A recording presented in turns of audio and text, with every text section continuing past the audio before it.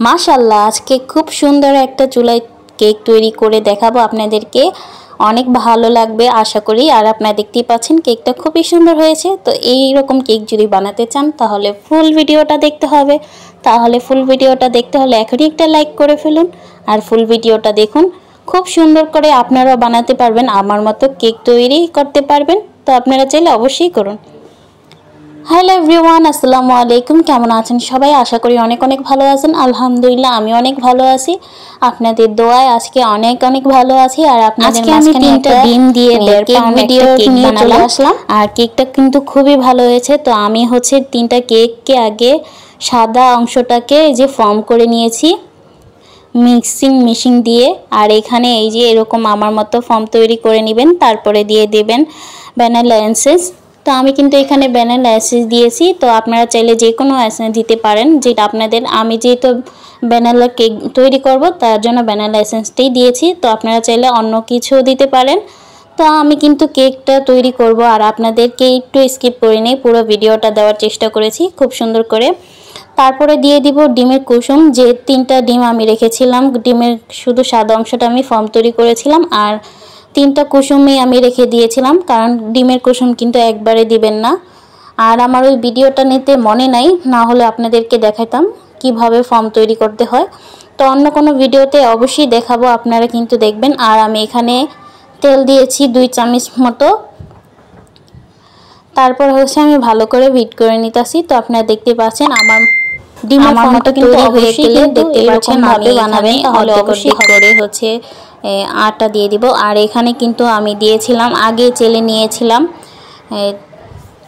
1.5 cup ময়দা, তারপরে হচ্ছে কর্নফ্লাওয়ার 1 চামচ, আর হচ্ছে 1/2 চামচ হচ্ছে বেকিং পাউডার দিয়েছি। তো এইভাবে দিয়েছি। আর আপনারা তো দেখেছেন যখন আমি এটা করেছিলাম যখন আমি ডিমের ফর্মটা বানিয়েছিলাম তখন আমি এসেন্স দিয়েছিলাম। তারপরে আমি কিন্তু 2 ভাগে পুরোটাই দিয়ে দিচ্ছি। আর আপনারা দেখবেন খুব আলতো হাতে আস্তে আস্তে করে পুরোটা মিক্স করবেন, বেশি জোরে করতে যাবেন না, তাহলে হচ্ছে ডিমের ফর্মটা ভেঙে যায়। আপনারা আস্তে আস্তে আমার মতো করবেন। আমি যে কোনো করিনি, ভিডিওটা আপনারা দেখতে পাচ্ছেন আমি কতটা আস্তে আস্তে করছি। তো আপনারা কিন্তু এভাবে তৈরি করবেন আর মাঝে মাঝে এভাবে ঝেঁকে নেবেন, তাহলে খুব সুন্দর করে মিক্স হয়ে যাবে। আর যারা আমার ভিডিওটা এখনই দেখতেছেন তাহলে প্লিজ একটা লাইক এবং শেয়ার করে দিবেন, অনুরোধ রইল আপনাদের কাছে। তো এই তো আমি একটা পেপার কেটে নিচ্ছি, মানে আমার ঘরে যে খাতা ছিল নর্মাল সেগুলি হচ্ছে আমি কেটে নিয়ে এই যে আমি যে এটাতে দিচ্ছি পাত্রতে, সেই পাত্রর সাইজে কেটে নেবেন। আমার হচ্ছে কেকেরই নাই, তাহলে আমি আমার ঘরে যে পাত্রটা ছিল সেটা দিয়ে আমি হচ্ছে কেকটাকে ডেকোরেশন করছি। তো আপনারা কিন্তু এইভাবে চাইলে করতে পারেন। আর আমার তেমন কিছু নাই, আমি ঘরে বানানোর জন্যই আর কি কেকটা বানিয়েছিলাম খাওয়ার জন্য। আর তার জন্য কিন্তু আমি হাতেই তেলটা ব্রাশ করে নিলাম, যেহেতু আমার তেল ব্রাশ করা সিট নাই। তো আপনারা হাত দিয়েও করতে পারবেন, আবার ব্রাশ দিয়েও করতে পারেন। তারপরে এই যে দেখেন আমি যে উপকরণগুলি একসাথে মিক্সিং করেছি, দেখেন এই যে এরকমটাই হবে। তাহলে দেখবেন খুব তাড়াতাড়ি খুব সুন্দর করে আপনারাও বানাতে পারবেন। যদি আমার মতো এরকম করতে পারেন তাহলে খুব সুন্দর হবে। তারপরে আমি সব আস্তে আস্তে দিয়ে দিচ্ছি আর এমনি ঝেঁকে নিচ্ছি, দেখতে পাচ্ছেন। আর এই যে একটা কাঠি দিয়ে এভাবে করে নেবেন, তাহলে ভিতরে যদি কোনো বাতাস থাকে তাহলে হচ্ছে বের হয়ে যাবে। আর কেকটা খুব সুন্দর হবে, সফট হবে, সুন্দর হবে। আপনারা কিন্তু পুরো ভিডিওটা দেখলে বুঝবেন আমার কেকটা কত সুন্দর হয়েছে। তো আপনারাও কিন্তু এইভাবে বানাতে পারবেন। আর এই যে দেখেন চুলায় আমি পাতিলা বসে দিয়েছি আর একটা স্ট্যান্ড দিয়েছি, যাতে আমি কেকটাকে বসাতে পারি। আর চুলার আঁচটাকে এই যে মিডিয়াম আঁচে রাখতে হবে।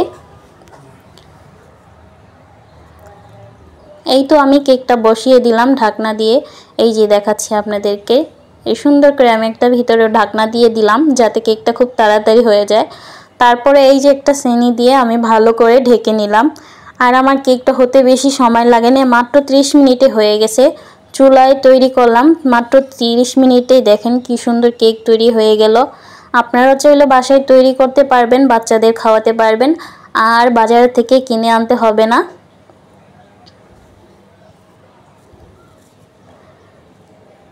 এই দেখেন কি সুন্দর করে হয়ে গেছে। এই যে দেখেন একটু কিন্তু আমার কেকটা ভেঙে যায় না বা কোনো কিছু হয় নাই। দেখেন কেকটাও মাশাআল্লাহ খুব সুন্দর হয়েছে, খুবই সুন্দর হয়েছে।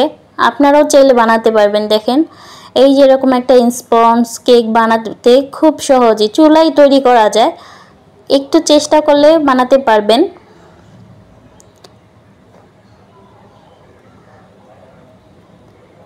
আপনাদের কাছে আমার ভিডিওটা কেমন লাগছে অবশ্যই বলবেন, আর কমেন্ট করতে তো ভুলবেন না। আর আমার পাশে আমার মেয়ে বসে বসে আমাকে শিখিয়ে দিচ্ছে, আমি ওকে শেখাবো কি ও আমাকে শিখিয়ে দিচ্ছে।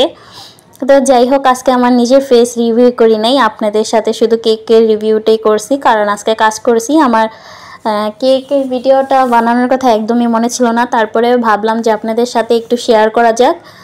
আর মাছিগুলি দেখেন আমাকে কি বিরক্ত করতেছে। আপনাদের সাথে শেয়ার করার জন্যই কিন্তু আমি ভিডিওটা করেছি। তো আপনারা চাইলে এই ভিডিওতে যদি বেশি লাইক কমেন্ট বেশি আসে তাহলে আমি অবশ্যই আপনাদের জন্য আবার সুন্দর করে ভিডিও বানাবো, পুরো স্টেপ যত মানে ধরনের যা যা লাগে সব দেখিয়ে দেখিয়ে আপনাদেরকে ভিডিও বানাবো। তো অবশ্যই কিন্তু লাইক কমেন্ট শেয়ার করবেন। আর আজকের ভিডিওটা আপনাদের কাছে কেমন লাগছে অবশ্যই জানাবেন, ভালো লাগলে কিন্তু লাইক কমেন্ট শেয়ার করতে ভুলবেন না। তো